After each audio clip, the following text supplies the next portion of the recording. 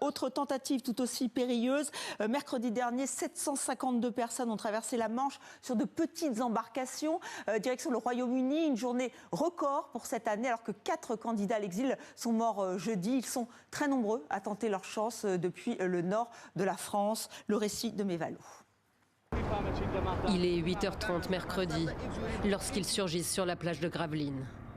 Passant devant un pêcheur imperturbable, ils foncent sans hésiter dans les eaux de la mer du Nord.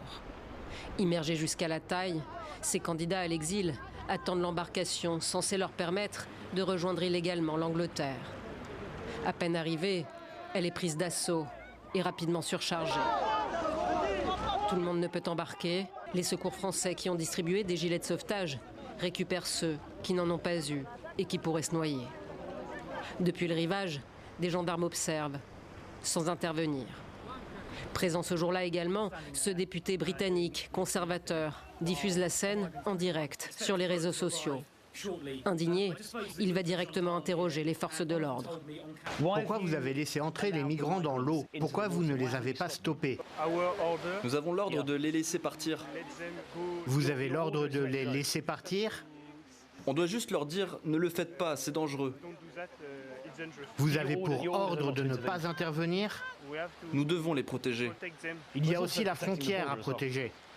Concernant ces traversées très périlleuses, les seules interventions autorisées relèvent du sauvetage, conformément aux droits de la mer. Le député anglais d'opposition est venu dénoncer ce qu'il considère comme de l'indulgence de la part des autorités françaises, comme du gouvernement travailliste britannique.